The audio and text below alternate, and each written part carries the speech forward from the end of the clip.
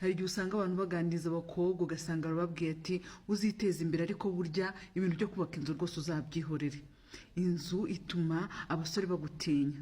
What? Ibintu rwose ndabyumva nkumva ni ibintu bisekeje.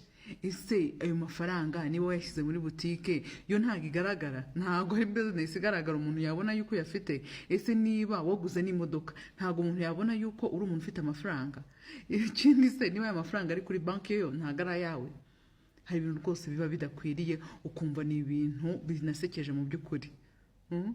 Rero mwamikazi, ikintu cyose aho ushaka kugera uzahagere. Umusore burya uzi ubwenge ntabwo yagutinya ngo nuko ufite ibintu bya mirenge, ahubwo umusore uzi ubwenge azavuga ati uyu mugore nje kurambagiza ni umugore uzagira ikintu anyunguraho mu rugo, ni umugore tuzafatanya rwose tukazamuka.